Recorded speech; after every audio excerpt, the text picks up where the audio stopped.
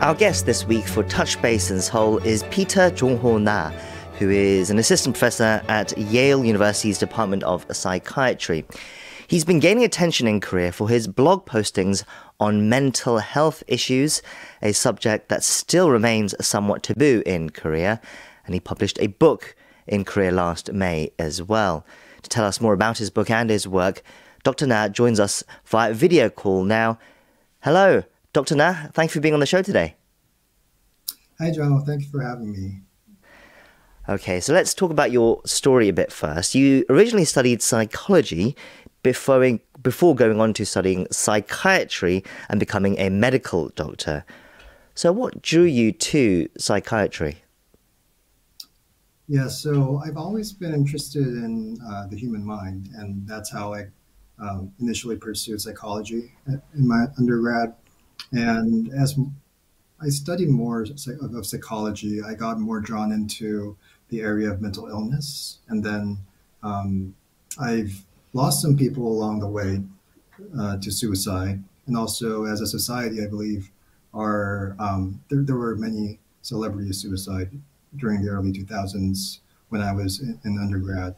And at that time, I really wanted to help mitigate suicide rate in South Korea and wanted to prevent suicide. And while thinking of it, I came to believe that psychiatrists were on the forefront of suicide prevention. So I went to med school after I finished my military service. So yeah, I'm kind of the odd duck who wanted to become a psychiatrist and then went to med school. Yes, it is a subject, suicide. It is a subject that seems close to your heart, but also it is something that, of course, many Koreans are very aware of as well, as you said, with such incidents such as celebrity suicides. You said you wanted to perhaps shed more light on it, but then after finishing med school in Korea at the prestigious Seoul National University, you moved to the US and studied at the Harvard T.H. Chan School of Public Health, and then you finished your psychiatry residency at New York University. What led you to head to the US?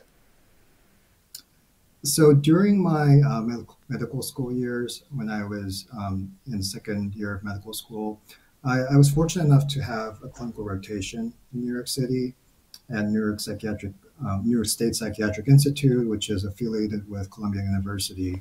And there, it was kind of an eye-opening experience for me because coming from South Korea, a very homogenous society, and then coming to New York, where the patient population was much more diverse in terms of their cultural backgrounds, their race, ethnicity, and all walks of life. So that's when I think I kind of fell in love with New York City in a way. And I really wanted to become a psychiatrist and be trained in the US.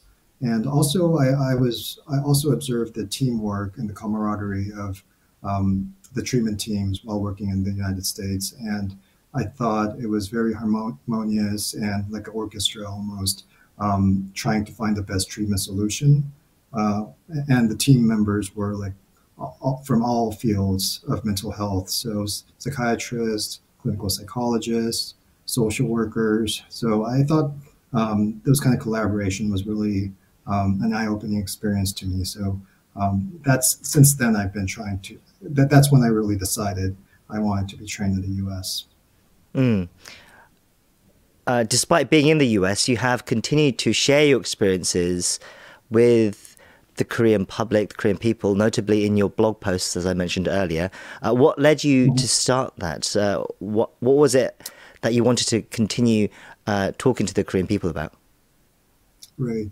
So I've always enjoyed blog posting. So I'm coming from the era of SciWorld and I used to write diaries. I really enjoyed writing in general, even before going to med school. And I always wanted to become a psychiatrist, but also wanted to become a psychiatrist who writes. But I wasn't sure if I was going to publish a book or not, but I just enjoy writing. And then, back in 2019, Seoul, the singer and actor, killed herself. And at that time, I wrote a post about the term extreme choice being the downfalls of the term, the usage of the term. And I think that attracted some attention back then. and that's how I got started to write more. And then several publishers reached out to me whether I'd be interested in publishing a book. So that's how I continue writing and then eventually published this book. Let's talk briefly about that. You wrote in your book, which we'll get to more in a second, but there is this term that you just mentioned there. In Korean, it's 극단적 선택, which could be roughly translated as extreme choice in English. And that's basically a euphemism that's used in news reports and such when talking about suicide. Right. I understand that it was originally adopted in Korea because people and the nation didn't want to promote suicide as such, if I understand correctly. But you're saying that we shouldn't be using this term. You're against using this term. Can you explain a bit more about why? Right. So you're spot on that initially how it started was, so people were worried that the term suicide, if we say it directly, that might have people think about suicide more, or even what's called the Werther effect, so or periterhokwa in Korea.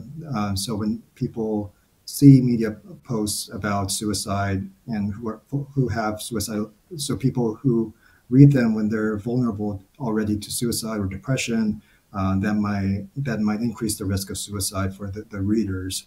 So you're spot on that. I think the biggest problem is that the rule of thumb when media should report suicide is that they shouldn't write the term at all. That they should just simply write someone died at the age of something. That's how all media outlets write in the U.S. And you really shouldn't say that someone killed themselves or even talk about suicide because of that Werther effect.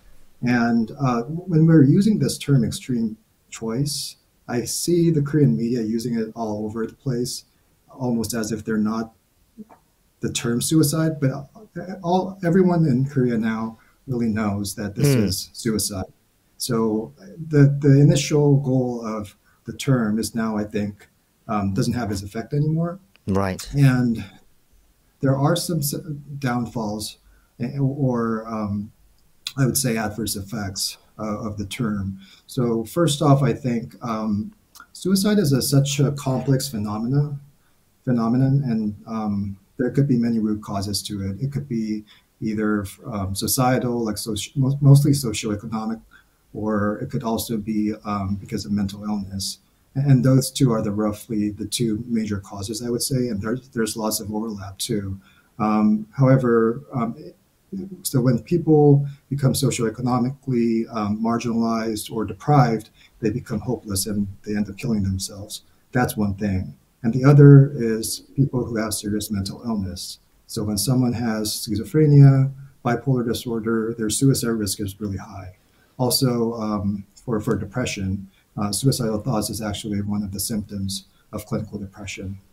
So in any means, I think naming it a choice, either it's because of societal reasons or pressure or for mental illness, I think it's really just blaming the victim and kind of lessens the burden of the society as if there's nothing to be done. However, I think there's really not a lot to be done by the society in terms of suicide prevention. So in that regard, I think naming it a choice is again problematic.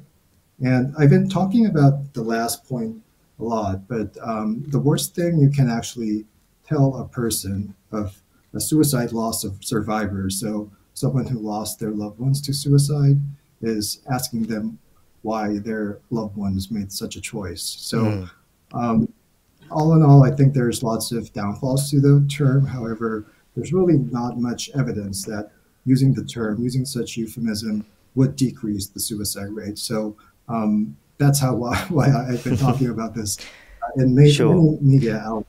Yeah. Yeah, it's a very compelling argument. Were you perhaps surprised about the attention it received when you originally talked about it in your blog post, as you said, and subsequently the attention you've got from your book as well? Right. So I was surprised and also disappointed at the same time. So first, it was actually viewed, I think, more than 300,000 times at that time, and many people reposted it, agreed with it. However, the disappointment came when really nothing changed. And I think compared to the time when I wrote it 3 years ago, people or media are writing it more frequently than before. So that said, I think I've experienced both. And I think when I've talked about this so repetitively in many different media outlets, but I kind of feel that my ultimate goal is really not this term. Sure. However, really think we should really talk about this subject. And I think the euphemism actually may be a result of our, it could be some sort of primitive defense mechanism that Mm. we don't really want to talk about this as a society collectively. However, as you mentioned, the suicide rate of South Korea, it has been very high for the last 2 decades, and they've been the highest among Mm. all OECD nations, and it's been a huge problem. So I think there's really a lot to be done, and it's really starts from conversation and discussion Mm. and investment in suicide prevention. You explore more in your book. It was published last year. It's called 뉴욕 정신과 의사의 사람 도서관, which roughly translates as the human library of a psychiatrist in New York. Can you tell us briefly about it? Yes, so the human library is a social movement that when you look at a regular library, you just rent a book.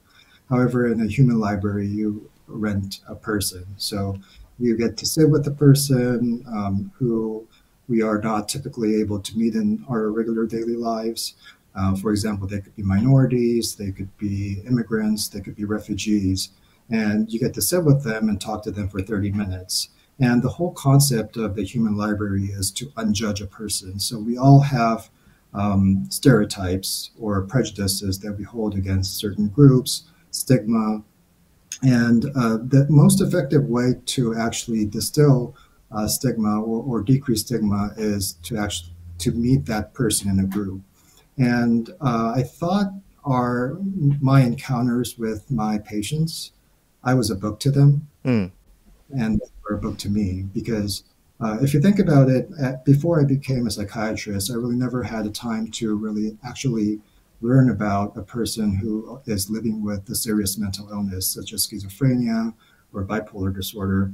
And if we look at it from the patient standpoint, I'm sure they wouldn't have much experience talking with an immigrant doctor who is not really fully acculturated to the United States, whose mother tongue is not English. So, and who's coming from East Asia, male, you can name everything. So I think in that sense, I thought our encounters were very similar to the human library, but not just me as a renter or the patient's book, but both of us as books resonating with each other.